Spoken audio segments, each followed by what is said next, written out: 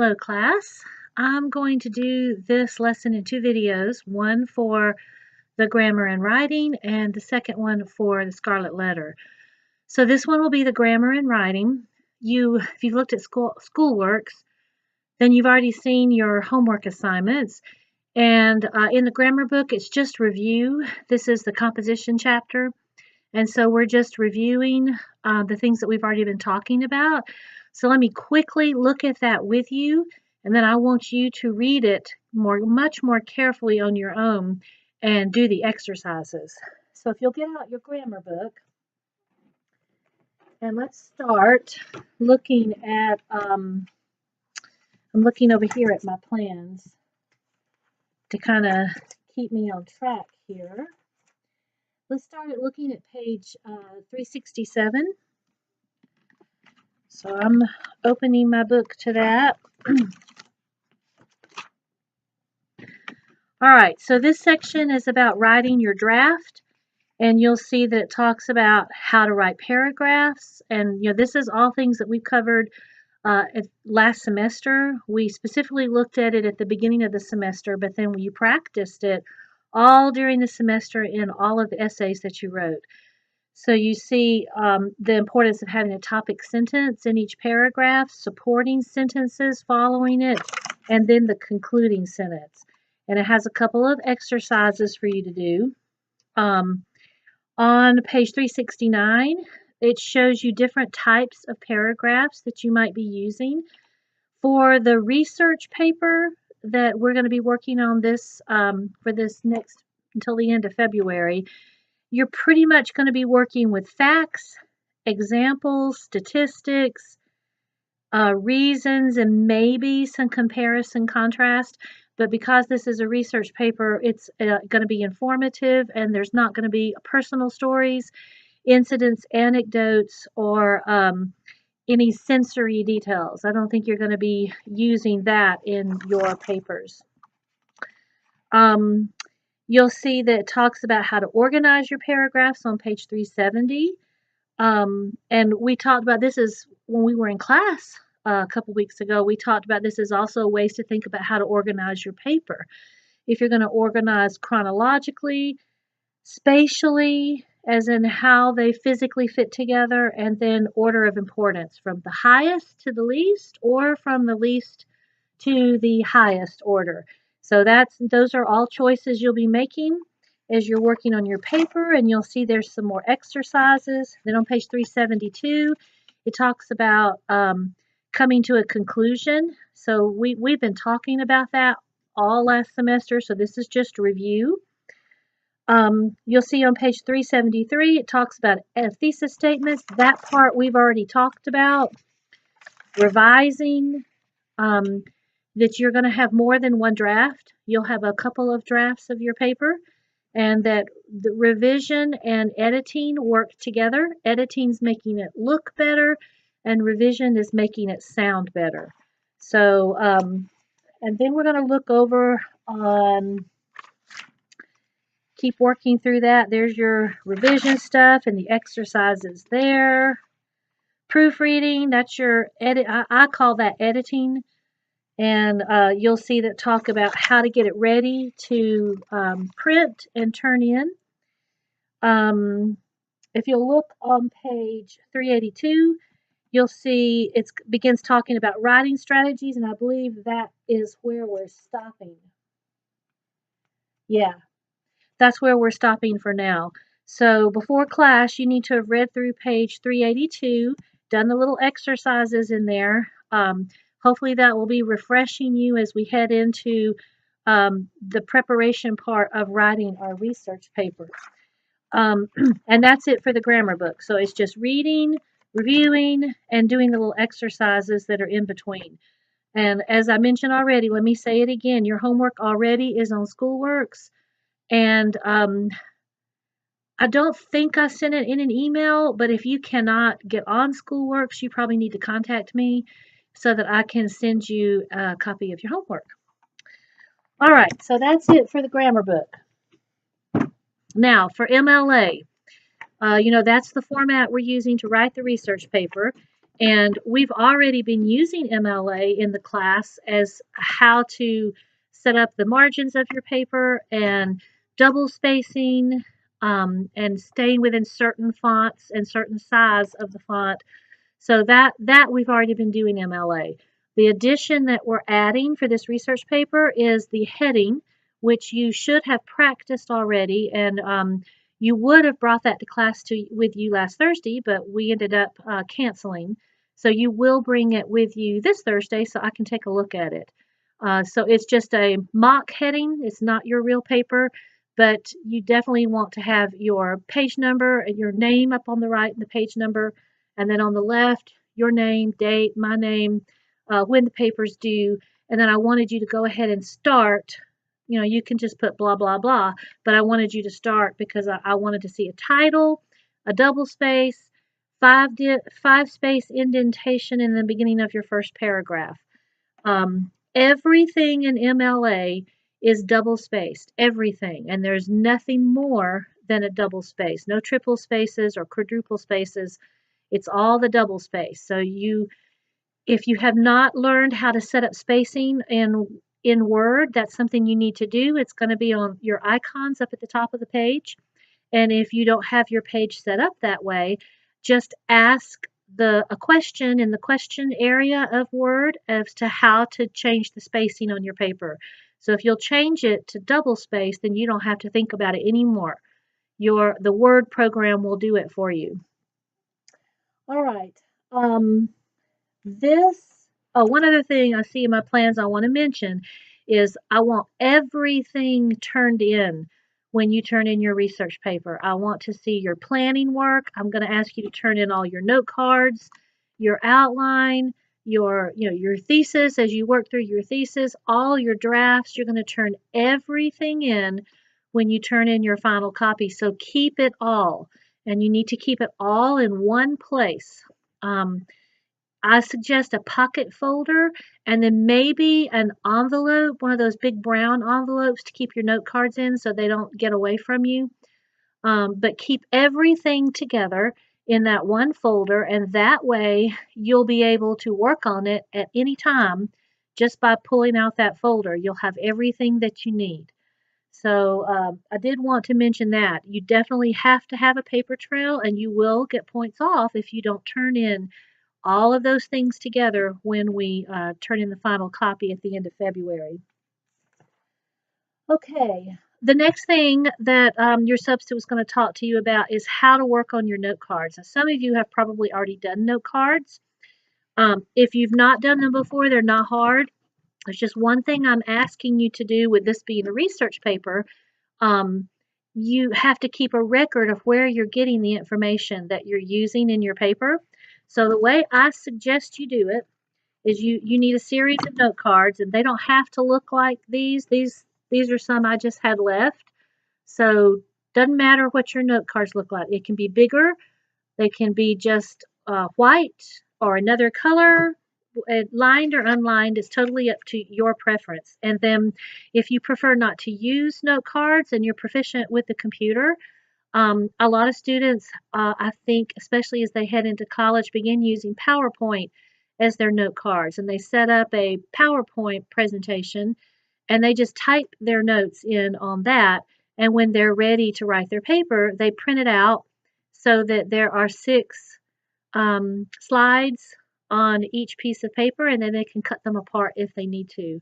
So you can do PowerPoint, and I'll show you how to do that in class on Thursday if any of you are interested, or you can do the old-fashioned way just using the paper note cards, which personally is what I prefer. But, you know, times change. So you do what works for you. What we've already talked about with your research paper is this essay cannot just come out of your head. You can't just work on knowledge that you already have. It's good if you start the base of the paper with knowledge you already have, but you're going to need to add to that with information that is written by experts. And you can get that from a variety of sources. You can go to encyclopedias, almanacs, maps. You can use books. You can use internet websites. You can talk to another person who would be considered an expert. You can use pamphlets, brochures. There's just lots of ways to get information. And in this research paper, you are going to have 3 different sources. You can use more than 3 sources for your paper if you like. You can have 5 or 6. I wouldn't suggest you use any more than that. But no matter how many different sources you use, they have to come from 3 different types. So you could have like something from the encyclopedia, something from a book, and something from the internet. And that would be 3 different sources. And then as you read some more, you might end up using another book and another source from the internet. So you'd have 5 places that you're pulling information, but they come from 3 different types of sources. So keep that in mind. You've got to look for different things. You cannot use all internet sources or all sources from books. It has to be varied in a research paper. So what you're going to do is when you find a source, and the easiest way to start is online because you can do that from home. And an online encyclopedia is okay, and it's not considered the same thing as an online website. Those are 2 different things. So it's okay to access encyclopedias online and count that as a different source. So let's say that's what you're doing. Let's say you're writing your paper about king cobras, and you find some information in the encyclopedia. So the first thing you want to do is, because you don't want to lose where that information was, is you're going to take a card and you're going to write down the website where you found the information. So I'm going to pretend I have found information on a website called kingofsnakes.com. That's my website, and it's www.kingofsnakes.com. So I'm going to make a card that says that. Now, inside that website, there was a whole lot of places to click, and I found the information I wanted to use on about on a place I'm pretending called Basic Info. So I'm just going to write that down on my card so that I will remember where to go back and get this information again.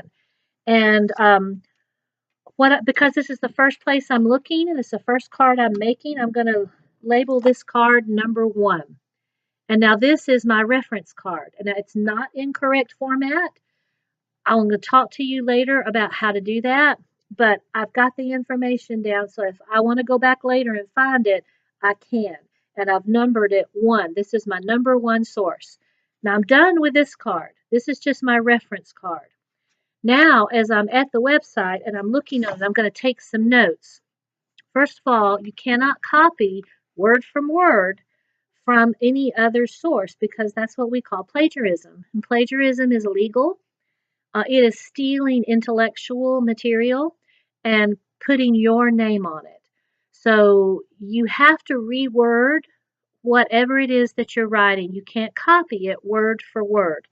And when I'm reading your papers, if something that I'm reading does not sound like you, and see, I've had a whole semester of getting to know your work.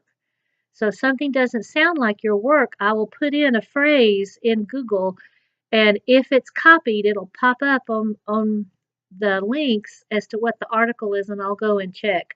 So you do not want anything to show up like that in your work. So be sure you rephrase it. So let's say I'm at this site, kingofsnakes.com, and I went to basic info, and so I'm looking at it, and it says cobras live in hot, dry places. Now, it probably used all other kinds of words, but that's the basic point that I got from that. The cobras live in hot, dry places. I also learned from this website that cobras have lay eggs. Okay, so I found that on that website, and I also found that they're best known in India for being the snake in the basket. Okay, So now I'll probably, because right now I've just got a little bit of information on this card, and this is just basic info. I'm writing down my notes on it, and it's pretty messy, but that's okay. And I put a little note at the top that this is just basic information for me. So as I get ready to write my paper, I'll remember this, there's nothing in particular. There's just some random facts here. I got this from this site that I told you about. So that I don't have to keep writing this down over and over, I'm going to put a number 1 up here at the top. Okay, so now this card is keyed to this one. Since they both have a 1, I know that this information came from this site. And right now, the only place I've looked is basic information. But if I end up finding out this site's a really good one, then I may also put down some of the other places that I look. And then as I'm writing my cards, if I go into another section like habitat, I might put habitat up here at the top to remind me of where I got it. It's not so much you need to make all that reference in your paper, but it's to help you go back and look at it if you need to when you're working on your citations, both in text and at the end of your paper. So that's just what you should be doing this week. You need 3 different sources, and I want you to do 2 note cards like this for each source. So you're going to have at least 3 reference cards that have no notes. They're just references and they're numbered 1, 2, and 3. And then you're going to, for number 1, you'll need 2 note cards where you took notes that come from number 1. And don't try to cheat and just put 1 sentence on each card, because that would not be much information. But go ahead and, fill up your card with the information that you think you can use in your paper. Since you've written your thesis, you know what your 3 main points are, so you should kind of have an idea of what's going to fit your paper and what's not. So you would continue to write on this paper. I'm going to fill in a couple more bullet points. And I've found when I'm taking notes on note cards, bullet points are the best way to keep myself from copying. I have to kind of put it in my own words to shorten it. And then when I go to write the paper, I can put this back into nice sentences. So, we're going to fill up this note card with information that's just basic stuff. I'm probably going to use it in my introduction because it's just basic. But this website also has, I made it up, but I would say it probably has some other good information on habitat and lifespan and some other things that I might not need to know about king cobras. And so my second note card might be completely on things that I've got to all go in one section of my paper. So when you come to class Thursday, let me just go over this one more time. You're going to have 6 cards like this that have notes on them. 2 for each of the 3 sources that you have found so far for your paper. And then you're going to have these 3 because this just lists the source and where you can find it. So you'll have 6 of these, 2 from each of the 3 sources. You'll have 3 of these that prove your 3 sources. Now, when you do a book source, later you're going to find out exactly how this should be written, and you don't have to memorize it. I'm going to give you a website to go to, and it will put it in the right format for you every time. But you have to get the information from the book. So you look on the copyright page, and to get as much information as you can. So you're going to write the name of the book, and I'm going to pretend I have a book called Cobra Snakes. Isn't that really interesting?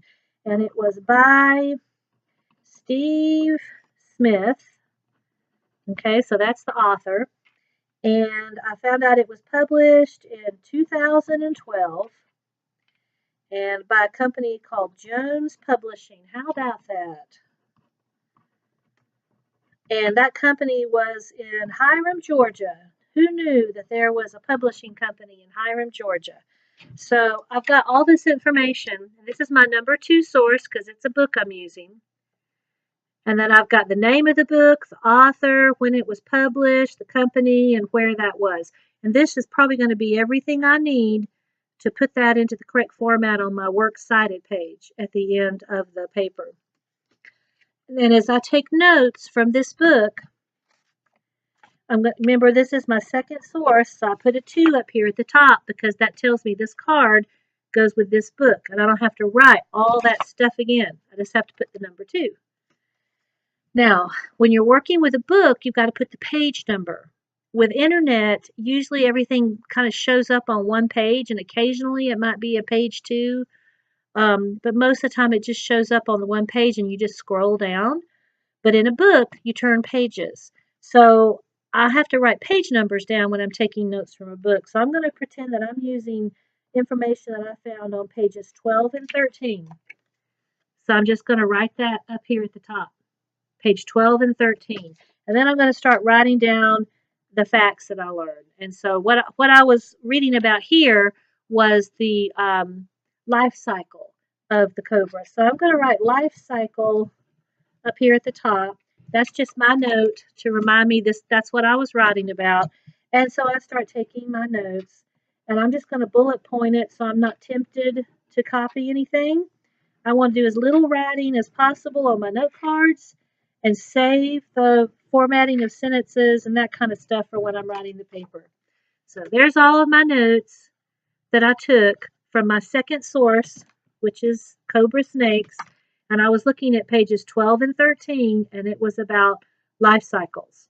So see, the way I've got my cards organized, this will be really easy when I start writing my paper and filling in some of the things I already know with these facts that I found from books. It'll be easy to do insight texting because I already have all this information right here. So again, right now I've pretended to have 2 sources. We have my source card, and I have 1 note card. I would need to do 1 more.